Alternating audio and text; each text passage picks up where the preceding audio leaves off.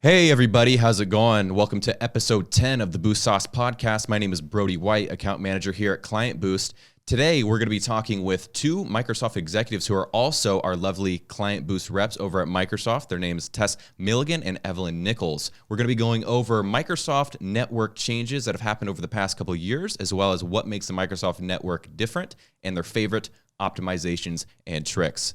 Don't forget to subscribe, leave us a comment, give us a like, share with anyone you know, and also shoot us an email if you have any questions. We'd be happy to help you out. Enjoy the episode, guys. Ever wonder why some companies grow faster than others? What are they doing differently? And what are their secret ingredients? That's what this podcast is all about. Welcome to Boost Sauce. All right, everybody. Super excited for this episode of Microsoft Ads. We have two great people on the inside of Microsoft seeing a lot of things happening on the platform. So I want to introduce you to Tess Milligan and Evelyn Nichols. Hi, guys. Hi. And then also, we are blessed with a co-host. We found him somewhere in the building, and we're like, who's a Microsoft ad expert? And Brody raised his hand. So Brody White is on the show as well. Great to be here. Great to be here. Thanks, Brody. So Tess and Evelyn, you guys have done tons of upgrades and with acquisitions in regard to the Microsoft ad platform. I want to use this episode to like cement something for people too, because a lot of people think, oh yeah, we'll just use Microsoft Ads. You know, that's a Bing platform basically because it's cheaper than the other network that we know well about. That's not the case anymore, and I'm excited to share what you guys have to share. Sounds good. Yeah. Where should we start? Perfect. So, when we chatted before this episode, one thing we broke down was kind of understanding like the different networks or the different platforms that basically the Microsoft ad platform has. Could you guys break those down for us and what they are? Yeah. So this is Tess, and I'll start with this. So I think a lot of people generally think of Microsoft advertising as that is search ads on Bing.com. And while that is a huge portion of what our network is, it also expands out beyond that into not only our partners with Yahoo and AOL, but also with a vast network of other partners that we work with to serve our clients' ads. Awesome. So it really does extend beyond just Bing.com. And we can talk a little bit more about how to take advantage of some of those other placements as we go. Yeah, that's awesome. So you guys have the search, which is primarily Bing, AOL, and Yahoo in addition to that. Then you have the partner network as well. Is there another silo or pillar within that, or is it basically there's the audience network too, right? Or is it not called that? I think that's more on Facebook maybe. Right. So that is what we refer to as the audience network, which is our native offering, which is sort of a new pillar that we've launched that coincided with our brand change as well to shift away from being such a search-focused brand and now just encompassing more beyond that. Okay. And I know recently too, Microsoft as a whole from a was it search market share that we spoke about has grown quite well as well. Can you tell something into that? Yeah, so I have been with Microsoft since 2015, and at that time when I came on board, we had just changed the partnership with Yahoo and brought sales and service back into Microsoft from Yahoo. And when that happened, we were about 31% market share on PC. And now we're almost at the end of 2019, we are at about 36% market share. So we have seen over the years, and even prior to that, we've been on a constant upward trajectory in gaining market share as we expand our partners, as we expand our offering into native and those other types of placements. That's awesome. That's so awesome. Cool. So let's start off with search. One of the things we know very well from the Google side is how search operates. I know that there's a new advantage with your LinkedIn acquisition, basically in regards to what you can now do with that. Can you guys like unravel that a bit for us? Yeah, absolutely. So I think when we heard that Microsoft was buying LinkedIn, everybody's ears perked up a bit. especially on our side. We just had a lot of questions because LinkedIn has their own ad team and their ad network. So it was a very exciting partnership. And, who knows how things will change. And I think that partnership and that purchase was very strategic. And so even with Microsoft changing their brand, I think it's just indicative of how just overall encompassing it will be. Yeah. So the way that the LinkedIn network is available to us today are in two different parts. So first is with search.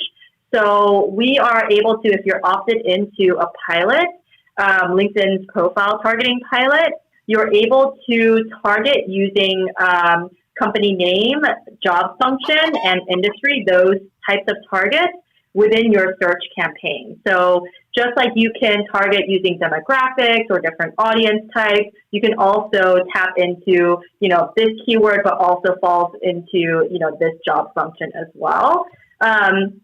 So that's available as like a bid option. You would add a bid adjustment to these LinkedIn targets. And then the second way that you can target with LinkedIn is through our native ad format. And with the native ad format, you can exclusively target LinkedIn traffic. So it's still the same three types of targeting: company name, job function, and industry.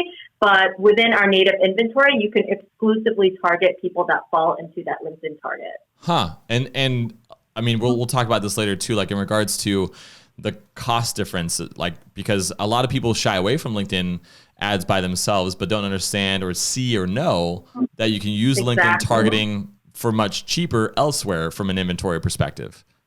Exactly. So, nice. Exactly. So while we are not showing our ads on LinkedIn's network from a CPC perspective and a budget efficiency perspective, I think it makes a whole lot of sense, especially if you are interested in that LinkedIn audience. It's a no-brainer to, I think, leverage both of these types of targets. Yeah, that makes sense. Quick question or I guess also for the people listening to how to take advantage of this as well, because there's two types of basically using audiences when it comes to search. There's observation mode, there's targeting mode. Targeting mode requires the person to type in the keyword and to be part of that audience. So it's like the middle of a Venn diagram, so to speak. The observation mode that we also talked about earlier is like, it's almost a no-brainer to add as many audiences as you think are relevant in observation mode to all your campaigns, because it's going to show you separately how they would perform when they know that person is part of an audience, for example. So you kind of have like that little bit of research before you decide to move it to targeting mode later on. Is that correct? Okay. Yes, exactly. So you would basically, and this goes for audiences, it could go for devices, it could go for locations. So any of these types of targeting that are available in observation mode, which means with a 0% bid adjustment modifier, it just kind of lives. It's additional reporting cues, and you're able to take the high-level metrics that you receive, whether it's impressions, click-through rates, the CPCs that you're seeing, and you're able to break it down at the audience level or the location level or the device level. Yeah, that makes sense. And then for people, some of the things that we've been doing, and I know, Brody, you've tested this as well too, a lot of times we'll bid on keywords and we'll know the intent, and some things will be black and white, some things won't be black and white, and they're kind of on the fence. We don't know if this keyword will actually be a good keyword to bid on. Yep. But with the targeting mode of adding an audience to it now, which is like that safety net, have you seen any differences in results across the board of what you're seeing? Yeah, I think Absolutely. so, definitely. Yeah, that's a great point, is, identifying what customers are visiting your site, what type of group they're a part of, and being able to increase or decrease bids based off performance. Yeah, in the long run, it's definitely something I would suggest taking a look at, Google and Microsoft Ads. Yeah. But yeah, absolutely. Do you guys, Tess and Evelyn, quick question, are there any things like audience insights for the people who are visiting your site to see where companies or industries they're coming from? So, yeah, I think one of my favorite features, in addition to LinkedIn, which has been very, very popular, is the in-market audiences target. And this is available for all advertisers. You don't have to be opted into a pilot. But these are basically targeting people that are in market, looking to take action. And we have hundreds of different categories. that you can choose from. So typically there should be an audience that aligns either directly to your business or is very similar. And yeah, you can add this audience on. And I like to use this strategy not only to identify audiences that are, maybe direct audiences that I want to target, but maybe supplementary audiences that kind of fall within your business's range. And then also perhaps audiences that you think that you probably don't want to target as well. Just add all of those types of audiences in as observation mode. And once you've gathered that data, you can take a look at your click-through rate and conversion rate metrics and make bid adjustments accordingly. Yeah. It's you said supplemental audiences, which is a better word from what we've been talking about. And we call it ancillary audiences. So Brody, for example, Brody likes to go weightlifting.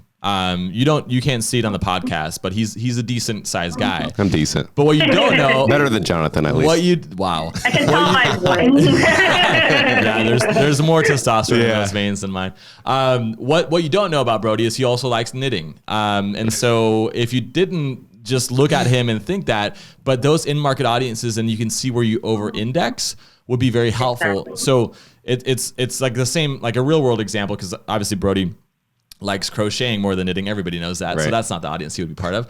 Is like if somebody likes to go hunting, they might be interested in pickup trucks. They might be interesting. Like there's all like the whole political, which is more affinity related and all that kind of stuff too. So what's really cool that you guys are saying that we're hearing is that there's so much more opportunity to be very, very creative and so many spider webs of connections to get better results too. Exactly. And sort of, my philosophy is let the data sort of speak for itself. So if you can, add in as many sort of interesting audiences that you're curious about and use this as an opportunity to do research. And while we're talking about in-market audiences, maybe something that's a tip that I've been speaking to a lot of advertisers about prior to the holidays is you can use the target and bid function to perhaps launch campaigns that are a bit broader and more competitive than you'd normally want to spend your ad budget on. So if you're running on holiday terms like Black Friday, that's going to be very expensive, but you're really targeting a specific audience, then maybe you can target and bid on that in-market audience, and that way that your ad spend is focused. Yeah. One of the things that I was really excited about when we talked about what we wanted to talk about on the show, you guys have given some like your favorite optimization frameworks and like tips and strategies. Like, tell us about your thought on granularity, for example, because that's something that we believe in a lot here too. Yeah, so I think that we all have sort of varying philosophies on this. I've been in the paid search world for 10 years. Mostly as a practitioner, so I feel like my philosophy is as granular and as controlled as possible, even though we're moving towards the direction of automation, and I see a lot of value in that. But I think that, again, the more data that you have, the more learnings that you have, and so I'm all for granularity. One of the ways that I found since being in this role at Microsoft and sort of seeing things from the other side is the search partner network or the syndication network is extremely valuable on Microsoft. And I think a lot of advertisers sort of write that off because it's not necessarily Bing.com search traffic, but that's where a large portion of our conversions are coming through, and the CPCs are usually significantly lower. And so my recommendation here on the topic of granularity is break out campaigns. So have your owned and operated traffic on one campaign, and then have your search partner traffic on another, because you don't want your inflated bids on the owned and operated traffic to necessarily be the bids on your search partner traffic. Yeah. So I'm all for granularity. I think as long as you're comfortable within Excel pivoting, my thought is do it. Yeah, for sure. One other thing that I would add to that to kind of talk a little bit about the differences between Microsoft advertising and other search engines. One of the things that we allow our advertisers to have insight into is if you're running on our partner network, you have the ability to look at the sites where your ads are appearing and view the performance on those sites. And if you see something that isn't working for your particular type of business, you can exclude that site. You can see the individual sites, like the breakdown of Yeah. Wow. I haven't seen that being possible anywhere before. Yeah, so it's one of the things that we really pride ourselves on and giving, insight into. Yeah. Because that helps to ultimately help you have trust in our platform and the ability to really make it work for your business. Yeah, yeah. We spoke about action extensions a while back too. Can you explain to us what they are and what they do? Yeah, that's something I was going to ask actually. Stole it from you. Yeah. So this is also probably my next third favorite thing aside from LinkedIn and market audiences is action extension. So this is an extension that's only available on Microsoft Ads. And so a lot of advertisers don't know about it. But it's an extension that went from pilot to general availability within a matter of weeks because it just performs really, really well. Wow. So action extensions, what that is, it's a call to action button that appears next to your text ad.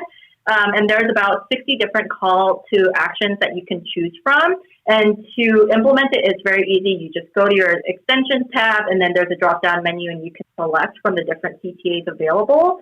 And they're across 11 different languages. So I think this is a no-brainer because it will almost 100% guarantee result in a click-through rate lift because it has that strong CTA.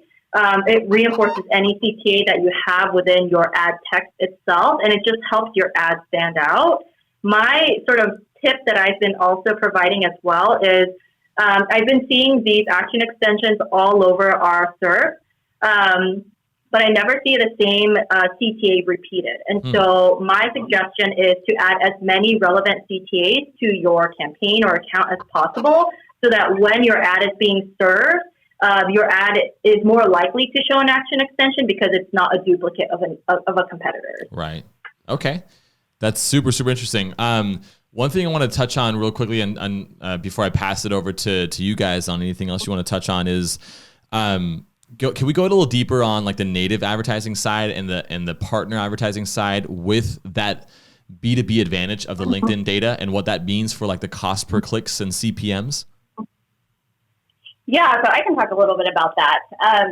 When you are running on the Microsoft Audience Network, that enables you to really build out your overall strategy to not only help to drive incremental searches because somebody has seen one of your native ads, but it also allows you to get more targeted with how you're approaching that overall strategy. Because like Evelyn was talking about earlier, if you're just adding LinkedIn profile targeting in your search campaigns, all you can do is bid up or down. Whereas with the audience network, if you're running in that pilot that we have going on where the ads display on MSN and Outlook, you can actually specifically target that audience and at a much lower CPC. And the other thing that I would add to that is if you are looking to test that type of strategy out, I would recommend actually setting up different campaigns for the different types of targeting. So you set one up to target a specific LinkedIn audience. Then you set up another one to target a remarketing audience or an in-market audience. So that way you can really more fine-tune that overall strategy and really target those specific audiences differently. And then the other thing that I would say is just to really pay attention to what, if you are launching that type of campaign and you're working on that pilot, really look at what that does to the overall click lift of your search campaign. Okay. So run that ad or run that campaign, and then take a look at what that does to your overall click-through rate in your search campaign. Does it usually? Are you teasing us, or are you going to tell us what we could expect? Oh, sorry. Yes, you should be seeing a lift if it's working properly and you've set it up properly. You should be seeing a lift in click-through rate on your search campaign. Yeah, and I think we've been told that we're seeing across just the board of the people that are opted into the pilot, there's a 43% lift in searches after they've seen a native ad through our ad note. This is unrelated to, well, it's actually very related to you guys because we had a LinkedIn ads episode where we talked to people from LinkedIn and they were mentioning the same thing when you're doing sponsored content ads. in addition to like sponsored InMail, and when like they were both going at that at the same time, there was a ripple effect of like increase, right? So I completely believe that too. It's very common in the account-based marketing world, which I think people paying attention to this episode are going to care a lot about because of the B2B growth you guys have and all the things that are going to set you apart even more, which is so rad. What questions am I not asking you guys, or are we doing really well here? One other thing that I would add, if you're just thinking about how you might utilize Microsoft advertising in addition to the other types of digital media that you're running, we actually have a larger search share in certain verticals. So we've been talking a lot about B2B, and that's definitely one of them. But we also do really well in verticals like financial services, in real estate, healthcare, automotive. So if you are a business that is in one of those verticals, we actually have a larger search share than what I was talking about at the beginning of the episode. Interesting. Didn't know that. That's actually something I was going to bring up is, how you would go about bringing up to a business, or, if you're an agency, a client who's on the fence of running Microsoft ads compared to Google or other platforms like that, kind of how you would, I guess, differentiate yourself from other platforms and get them on board. What's your sales pitch is what we're asking. Exactly. Oh, good question. I guess to add to that, I would just say really like when you are running across multiple channels, and with us specifically, you're able to target an audience that is an older demographic, which is more affluent. Like our advertisers tend to spend more money than the average internet searcher. So I think when you're thinking about that in terms of just growing your business, I wouldn't care if I were a business owner where that traffic was coming from. I would care that it's actually going to result in a conversion. Right. And I think to your guys' earlier point about typically the CPCs and the efficiency just being stronger on Microsoft ads traffic, I've seen that be the case time and time again. It's just that with a smaller market share, although it is growing, it just doesn't seem like it gets enough attention. And so, my goal as I'm partnering with these different advertisers is to sort of highlight like the easy things that you could be doing to make sure that you're utilizing and maximizing your reach on Microsoft if it's a good fit for you guys. Yeah, those are great points. Crystal clear. We can make you more money is how you can summarize that too. Pretty much. That's all that matters. Absolutely. Perfect. Well, you guys have been so awesome. Thank you so much for being here. And there's going to be more we're going to talk about in the future. So I'm excited to have you back. Yeah, absolutely. Thanks for having us. Sounds good. Thanks so much. All right. Talk soon, guys. See you guys. Bye. Bye. All right, so we talked to Tess and Evelyn before this part of the episode, and so I want to call BS on some of the things they said. Just kidding. They're actually really honest and great, straightforward. Yeah, for sure. A lot of the stuff had me thinking about like how we execute stuff at Client Boost. Yep. You deal a lot with Microsoft ads and also on the Bing platform. What were your like thoughts and takeaways that you thought were like, this was cool, or like didn't know about this? Yeah, the biggest thing that stuck out to me was their market share. Yeah. Like compared to Google, even their audience, their average income, household income. Yeah. The average person on their visitor is like 100K plus. Yeah. You know what I mean? Yeah. So from a business standpoint, depending on where your business is at, those are some things you need to consider and make that switch over. Yeah. If it's going to be relevant. So when somebody told me this joke in the past, and I'm it's so evil, but it was like they talk about how their demographic is older, and a lot of people joke like, you mean like way older, and they're like, if you sell Life Alert or walk-in tubs, like Microsoft and Bing ads is great for you. And I was like, wow, what a roast, but it's really funny. I know. But the good news is that, yes, if you're listening and that is what you sell, definitely go on that platform. Yeah, take advantage of the old people. But in addition to that, there is a lot other people who, because of the market share increase, you can just do the math and look at like, well, which browsers are having market share too. And it's not just like Internet Explorer or Internet, like, or what is it called, Edge, Microsoft Edge or whatever. Yep. It's not like necessarily them just growing. in popularity. It is the search engines themselves too, which is really cool to see. And then from like a B2B perspective, like a lot of people listening, I think, have clients in that space or are in that space too. Because there's a lot of like on the to-do list for a digital marketer. And like you might say, let's start on Google, let's do some Facebook, let's do some LinkedIn because it's B2B. And then let's do like Microsoft ads, in the fourth. But I think people quickly, based off what Tess and Evelyn were saying, that their partner network, the native network like equivalent that they're doing, you can still have LinkedIn targeting and then just pay those cost per clicks that are very cheap on those networks. Like, in what position do you recommend? Because it seems like you should speed that up at all costs, no matter what. Yeah. I think so. Yeah. I think test the waters as soon as you can. I know if you are dealing with an international client, or if you have an international business, for example, I had a client who is in Norway, a screen printing client. We hopped on there. I say internationally, it looks like it's not as popular as Google. Yeah. But if you're in the US, absolutely take advantage of the cheap CPCs and take advantage of less competition as well. Yeah. There's way less competition. Everybody thinks, you hear the phrase all the time, just Google it, right? When's the last time you heard somebody say, just Bing it? They actually tried to make that a thing like years ago, and it just like backfired big time. Right.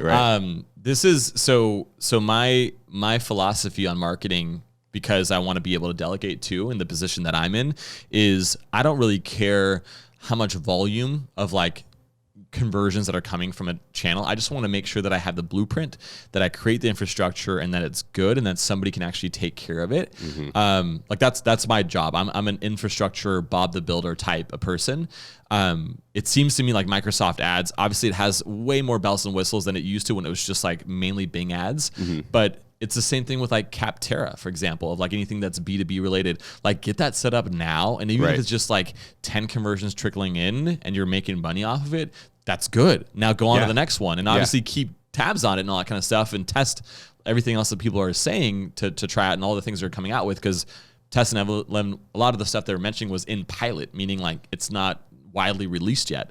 So they're coming with new stuff. So like take the Microsoft Ads platform more seriously than you probably do today, if you're not already. I agree. And then just get all that base stuff, the fundamental plumbing done, and it's going to be exciting to see what it can do later. Yeah, for sure. Definitely take advantage of what Bing has to offer over, Microsoft Ads. No, you can say Bing. We've got to get used to that. Yeah, dang, that rebrand is tough. I know, it is tough.